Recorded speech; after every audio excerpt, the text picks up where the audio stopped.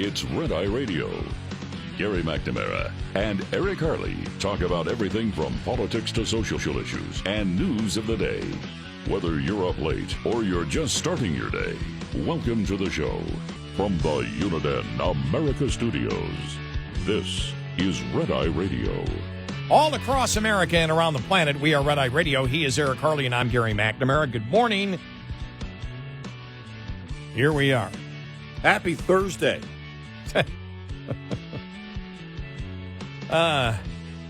Joy. Remember, this is the campaign of joy.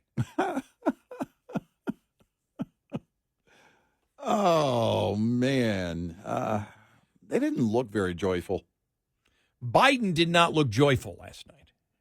He did not look joyful at all. No, he did not. No joy.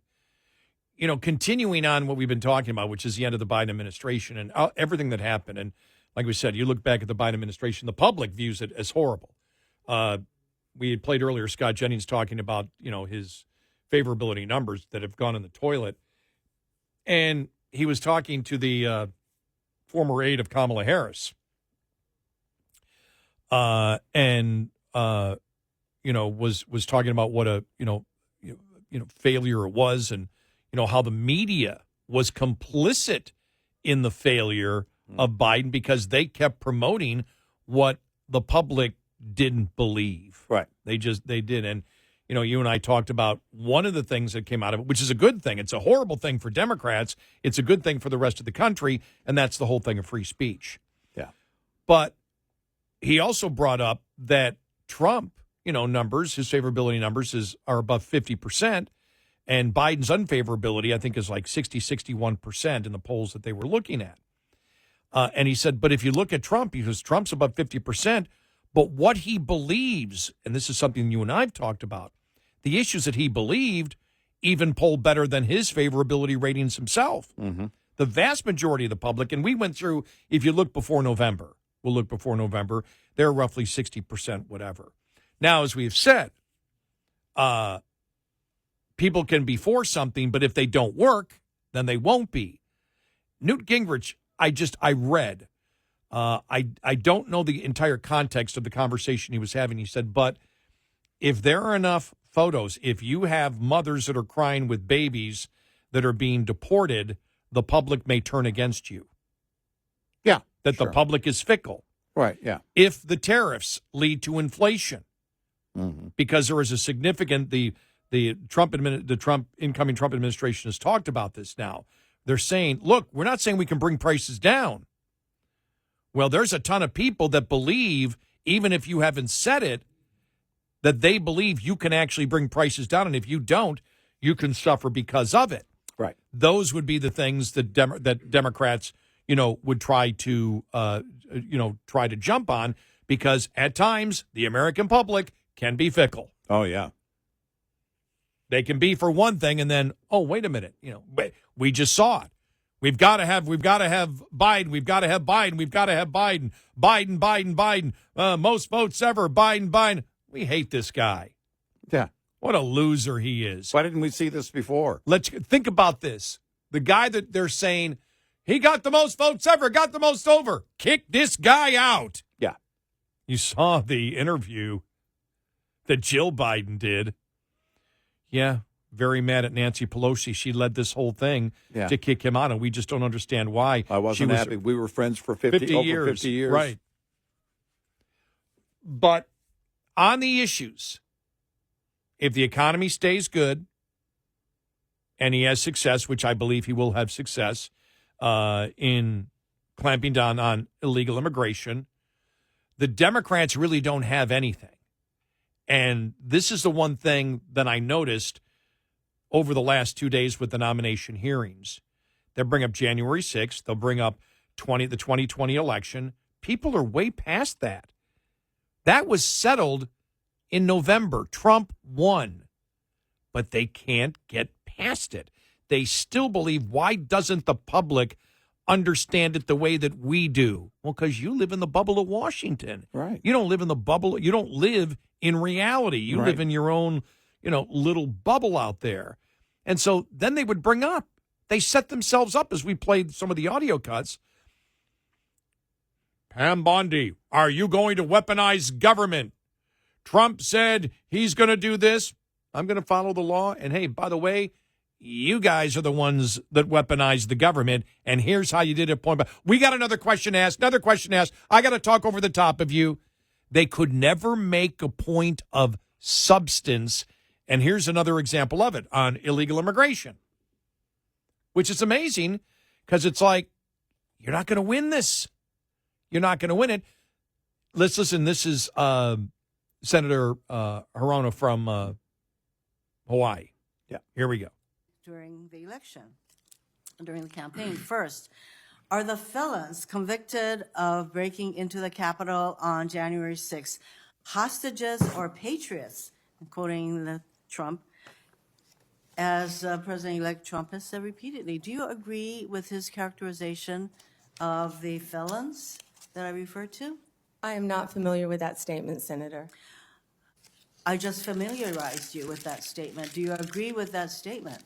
I'm not familiar with it, Senator. No answer. He has also said illegal immigration is poisoning the blood of our nation. He said that in December 2023. Do you agree with that statement? Senator, I am not familiar with that statement, but what I can tell you is I went to the border a few months ago. I went to Yuma, Arizona, and what I saw at that border was horrific, Senator. It was horrific. Ms. Bondi, I went to a rape crisis center. That is If I could not my finish, question. I went to a rape crisis center. Well, I'm not familiar with the statement, but I went to a rape crisis center. I met with Border Patrol agents. I'm sure you've been to the border Bondi, as well. So I you want to could get answer to my that. next question. No, I'd like to move on because you're actually addressing the issue. The actual substance of the issue, yeah. So you're picking rhetorical statements, but you don't want to discuss the basis of the rhetoric. Right, exactly. And they don't. And you're not going to win that. Well, it's something that is very clear, and I'm glad this has happened, but the Eric and Gary philosophy of you control what you say regardless of who asks you the question in a setting like that. And it's especially important at a time like this. It's important during political debates. It's important that you understand where those questions are coming from and what they're trying to achieve with the questions they ask. They believe they're still in control of the narrative on the left, and they are not. But if you, as way too many people on the right along the way, lay down and try and engage them based on that line of questioning, well, you're going to fail every time. It's not going to go well for you. But if you can stay on point with your items and what you want the people to know, in this case, the American people to know, and come away with, then there's no way they can debate you on the issues. And that's been on full display this week. You see it. Because the left, the Democrats in the Senate, really don't understand that they no longer control the narrative. They think they're going to walk these individuals into something. And they're not.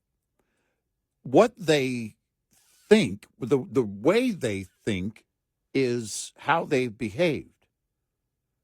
There's been such a lack of transparency on the left for the Democrats and everybody in the Democratic Party that they don't believe that anybody would, in their right mind, would start talking the issues and start talking the truth on a microphone, because they never would. They want to engage in everything else but the truth or the issue at hand.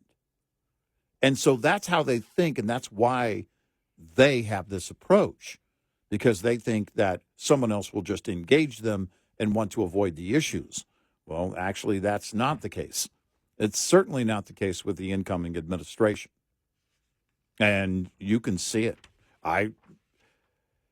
Performances all the way around so far have been very good during these confirmation hearings. So here's the story on Jill Biden. Outgoing First Lady Jill Biden has admitted that it was disappointing that Representative Nancy Pelosi was the one whose decisive intervention pushed President Biden out of the 2024 campaign.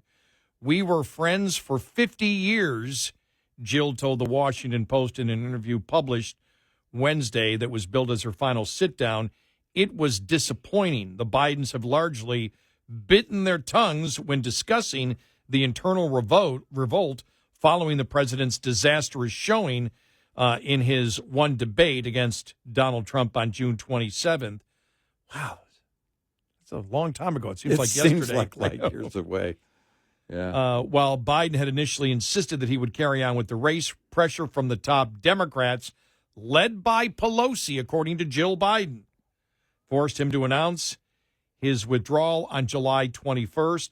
Let's just say I was disappointed with how it unfolded, the First Lady reiterated to the Washington Post. I don't know. I learned a lot about human nature, she said, adding, I think that's all I'm going to say. Well, that's okay. I'll wait for my promotional copy of the book. That's exactly what I thought when I read the interview. I thought, that's all I'm going to say until the book comes out. Oh, man. I think it's telling that in that conversation, Joe Biden told Nancy, quote, I'm smart, not like everybody says. End of quote. But think about it, though.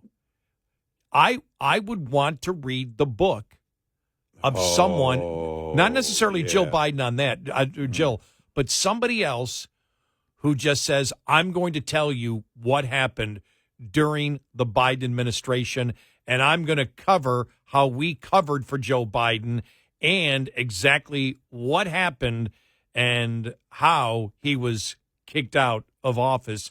That might be a big best time seller. I would think it would be, because I'd be reading it.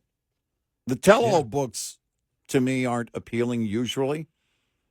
But if I believe that book is chock full of the details of how they did all this, I'm reading it. Well, the thing is, if anybody wrote a book on Trump, you're like, well, yeah. Yeah, right. He sort of made that clear. He sort of said that. Right. And we know what he's like. Right. You're not telling Bolton wrote the book while he was still in office. Trump was still in office when he wrote the book, and it was like, okay, dude, we know why you took the job. You took the job only to get the book deal. First time he ever smiled in his life. His preschool teacher called and said, I never saw John Bolton smile as a kid. And he smiled when he was out promoting that book. It's, by the way, his preschool teacher is still alive. Yeah, I know. I had to work the math on that one. Okay, I was going to say that you need to be more credible in your made-up stories. Oldest living human ever. But there's the thing. You know who's going to write a tell-all book on Trump? Probably Trump, because he's going to brag about everything. I mean, there's not. The thing is the transparency is there. We've said sometimes to a fault. During his first term, he talked to the media all the time. He talked to the media all the time. It still does. He's not afraid of the media. But you see how they've had to hide Joe. They hit him during the 2020 election cycle. They've had to hide him ever since. They have to push everybody. They have to corral all the media out of a room when he comes in to make a statement right after it's over. Remember the one time? What they do, fireworks and popsicles outside? Hey, everybody, fireworks outside. Remember that? Free candy. Look. And it's because Joe runs out there with him. Somebody say ice cream? But because they had to control everything. At one point, they were sending him out a different door at the White House to get on Marine One. Yeah. And this is what everybody saw. Everybody knows. And now as it comes to an end, the thing about history, I've said this before, history doesn't have the same bias when it writes about these things. Because all the players from back then, whenever it was, are no longer a threat politically to whichever side you're talking about, right? So it really doesn't have the same biased eyes. History on this one is going to have probably a hell of a lot of questions about how in the world did that go on? You know, for example, I mean, we know the differences, for example, between John Adams and Thomas Jefferson, how they went back and forth.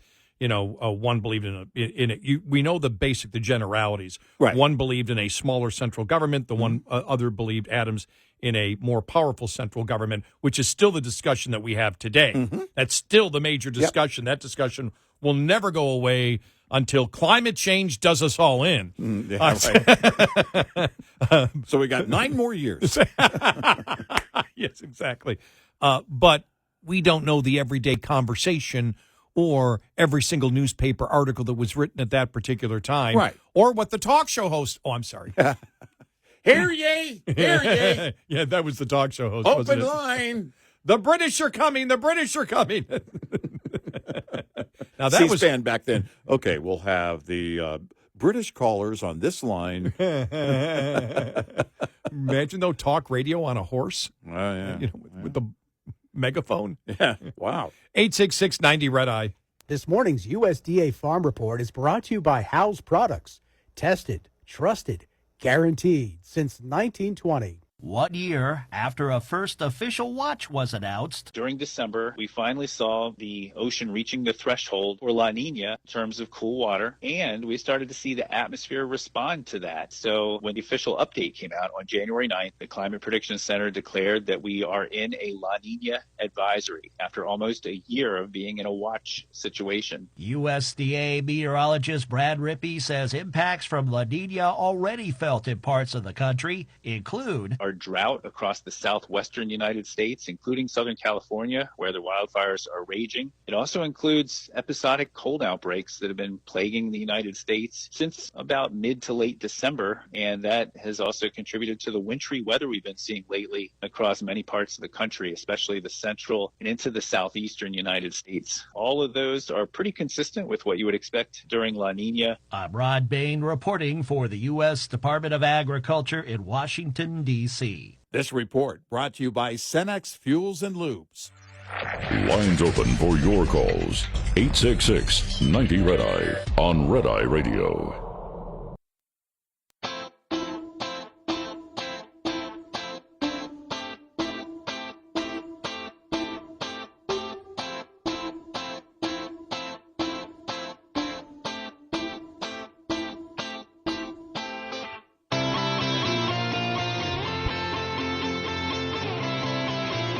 It's Red Eye Radio. He is Eric Harley, and I'm Gary McNamara.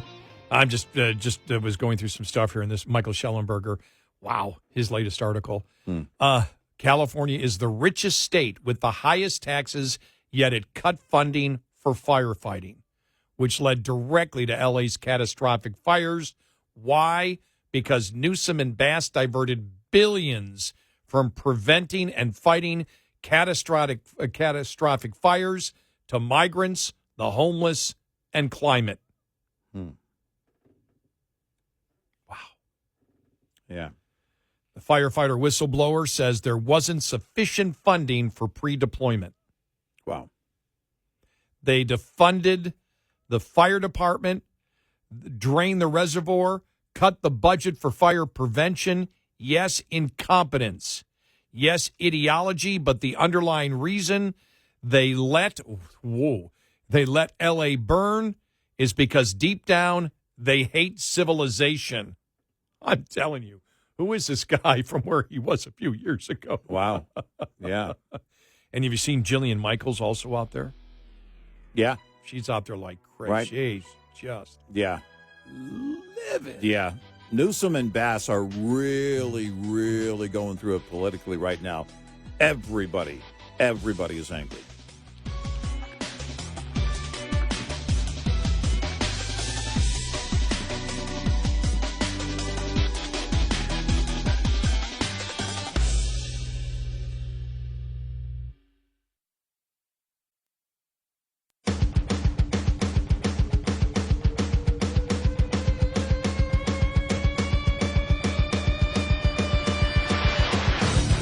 You're listening to Red Eye Radio from the Uniden America Studios.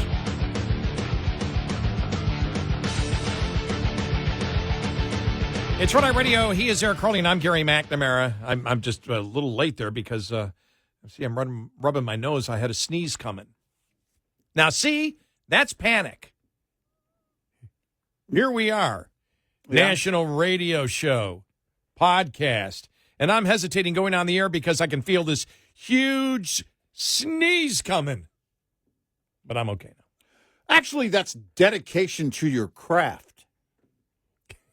You put off a sneeze for these people, And then it's like listeners. it's somewhere up there still in my nostrils, ready to come out. It's just like, no. that. Stay back, stay back, stay back, stay back, stay back. I hate that. Then again, when you talk, I'm going to turn off my microphone and sneeze. Yeah, there you go. But here we go. I saw this story yesterday that Rachel Maddow is going to be doing Monday through Friday on MSNBC. See how we promote the liberals? Aren't we? We're good people. Oh, yeah. She's going to be on MSNBC. By the way, that's much more material for us, as we've got a piece of material coming up in just a second on her. Mm-hmm. But she's going to be on Monday through Friday for the first 100 days. Oh, she only works. She's that committed, huh? She's going to work. I'm back full time, part time, temporarily. But here she is. You want to hear hypocrisy? All right. Here we go. Since now she's going to get back into the arena of ideas full time for temporary. Temporary. Yeah. All right. The first audio clip is her talking in December of 2020 about Trump going to pardon all of his children, which he did not. And then her talking about Biden pardoning his son for actual crimes he was convicted of. And as we know, none of Trump's sons were guilty or charged with anything. Right. Just so you can hear the hypocrisy. Again, to Rachel Maddow, what we would say is understand that the internet and YouTube exist before you open your mouth. Another example. Here we go. President Trump, as he winds down his last few weeks in office, is considering preemptive pardons for all his adult children, including his son-in-law, Jared. What a mess. More as we know. Cue all the hand-wringing and gnashing of teeth today about a president using his power, his pardon power, his powers as president, to do something for a family member. Tell me more about how outraged we all are about President Biden's pardon for his son. President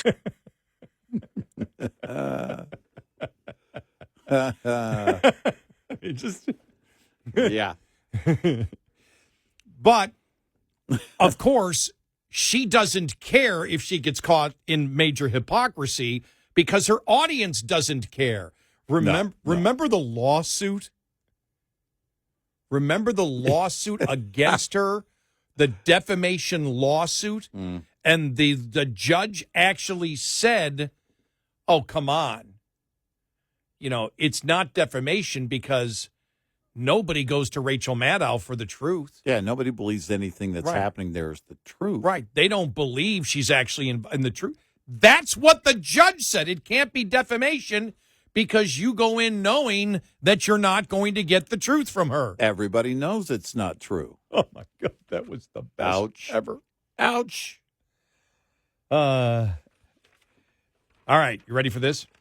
All right. We have two stories here. A judge has dismissed New York City's lawsuit seeking to make energy companies pay for climate change on Tuesday. New York Supreme Court Justice Anar Patel tossed the lawsuit, writing in her ruling that the city could not simultaneously argue that New Yorkers are aware of the relationship between fossil fuels and climate change while being allegedly misled by oil companies about their role in climate change, according to Reuters. New York City's lawsuit against ExxonMobil, BP, and Shell was one of many similar suits filed in Democrat-controlled jurisdictions seeking massive compensation By the way, that would be passed on to the consumer. Of course. Massive compensation from energy corporations for their supposed role in driving climate change. The judge wrote, this is a New York Supreme Court judge, the city cannot have it both ways. She wrote, she added that she did not find any evidence at all that the companies or the American Petroleum Institute engaged in deliberate greenwashing efforts to mislead consumers. Whoa. The ruling came down just one day after the Supreme Court declined to intervene in similar climate nuisance litigation brought by the city of Honolulu. Critics of the various climate lawsuits generally assert that they threatened federalism and U.S. energy security by setting up the possibility that different courts effectively legislate from the bench and create a disjointed regulatory landscape for energy production across the country. There you go. And the Protection of Women and Girls in Sports Act passed the House of Representatives on the strength of a unanimous Republican vote. However, only two Democrats supported the measure to protect girls from men in their locker rooms. The rest voted against it, which means you still have 98 to 99% of the Democrat members of Congress that believe in the misogyny of the radical transgender movement. Yeah. Martina Navratilova is now calling foul. Shame on the Democrats who really don't care about women, girls, and their safety, Navratilova said in a response. In another post, she chastised Democrats for only having two members willing to stand up for women. More Democrats need to step up here. I know many who agree but are scared to speak up because of re-election. I say do the right thing, grow a spine. Think about this. What she's saying, this would be interesting if you could get, Congress people off the record. Yeah. Are you saying, because I'd ask this question, if you're voting for this incredible misogyny, would you vote? Would you sit there and reject racism if you thought you couldn't get reelected? I mean, now the identity politics, they're racist. They haven't figured that out yet, by the way. Right. Democrats haven't figured out. You're racist already. You endorse identity politics. You judge people by groups and not individual, by the group that they're in. Whatever group you decide to make up today, it started with skin color, but you've now expanded it. But think about it. No, we know it's wrong. We know it's the one of the greatest evils we've ever believed in. Certainly we understand it, but we can't get elected. Well, then become a Republican. Well, it's, it makes me wonder because their constituents don't have any problem. Think about those Democrats, all but two. Their entire collective constituency is okay with that? We're not hearing any backlash from them. In those deep blue districts, there's no doubt in my mind. But Cuellar and Gonzalez in Texas, who voted with the GOP on that, their constituents were pretty loud since the last time that happened. I just have to wonder about the constituency, the collective constituency of all of the other Democrats. I don't know, and I know quite a few Democrats. I don't know one of them who believe that men should be in women's restrooms. I don't know one. That's the thing. Not I can't one. find of the rank and file, but I don't hear any outrage. Yeah, there is no outrage. They're afraid to speak upon it. Think about it. They're afraid to speak on something like that. And even fathers, Democrat fathers that have daughters. Yeah. What the hell kind of father are you? Right. And as we've also stated before, and we make this clear every time, understand the Democrats don't give a damn about transgenders either. No. No, they don't. We've gone through this before. They have pointed out repeatedly the mental health crisis in that community and don't believe anything should be done about it. Yep. In fact, if you talk about it, that's a problem and the blood is on your hands. Yep. That's their position. That's the one thing that Republicans have to start hitting. Yeah. Because they claim that they're compassionate and you're not. They're not compassionate for transgenders. No. They're anything but. Right. As we've talked about before, as we went into specific details yesterday. Right. And if you want to know it, I mean, we've played the Josh Hawley with the professor from Berkeley. Mm-hmm. And he was asking questions. He said, she goes, well, let me ask you. She said, well, your line of questioning is transphobic. He goes, what are you talking about? I'm trying to figure out where you stand. You're telling me that I'm trying to figure out what your stance is, and you won't tell me. And when I ask questions, you're calling me transphobic. She goes, well, let me ask you a question. Do you believe that men can get pregnant? And he said, no. And she went, see, right there. He goes, what do you mean? Men can't get pregnant. They can't. Right. Well, because of that, don't you understand the transgender community?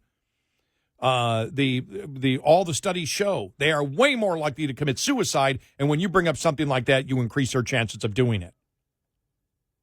Well, then you're saying they have a mental health problem, right? And they need help, and you're saying that we shouldn't question or talk about getting them help, and you're advocating that then children that have this incredible mental health problem where they may commit suicide, if you wish to discuss the concept of a transgender, and you're saying the solution is for them to have the authority to slash off their body parts, then you don't give a damn about the children at all. Right. You're a damn hypocrite. Right. You're evil. You're a pervert.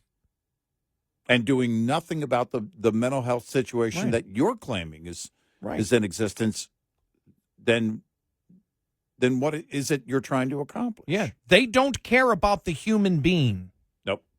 They don't They care. never have. And I think that's another level the Republicans need to take it, that we took that we took it there a long time ago. Right, when we right. realized the logic. Well, you're really trying to sell that to me? Right. And then yesterday 2 days ago was just incredible. Mm-hmm. When they made up, the reason that men should be able to go into a woman's locker room and expose their genitalia. Mm. And what is that reason? Because if you don't, Republicans will want them to strip and look at their genitalia before they go into the locker room. Huh? What? Yeah. The side that says your daughter needs to get used to male genitalia is accusing the other side of just wanting to see genitalia. And again, I have to say this. I can't believe we're actually talking about this. No, I can't believe for 10 years we've been talking about this. Repeated over and over again. It's insane that we're still having this conversation. I know. Which, again, is why it just boggles my mind. I know for sure at the collective constituency of those other Democrats, not all of them approve of this. Why isn't there outrage? Why isn't there more noise? 866-90 Red Eye. Coming up, more with Gary McNamara and Eric Harley. It's Red Eye Radio.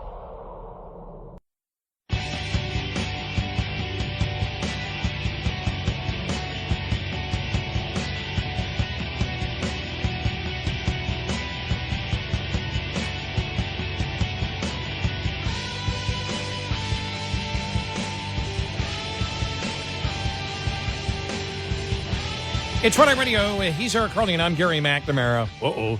What? Well, because we're almost to Friday here, and then Monday's right around the corner, and there it is. Seattle City Council vows to fight Trump's crackdown on illegal immigration. We're a sanctuary city. Let us be clear. Okay. All right. But I think it's has been very clear by the incoming administration. They're going to enforce the law. We'll see where it goes. We're curious about to what extent the liberal-run cities would actually take their stand. I think the mayor of Denver, now Seattle. Well, to what extent are you willing to go? If you say, we're not going to change our policy, that's one thing. But if you get in the way of ICE and doing their job, I mean, there is right at that point, there is a line that you can cross, and we'll see if they're willing to do that. We don't know. We'll see. Well, we know in Seattle, the Summer of Love did not work out too well, as did Defund the Police, which was really part of the Summer of Love. Right, yeah. And we'll see where this goes.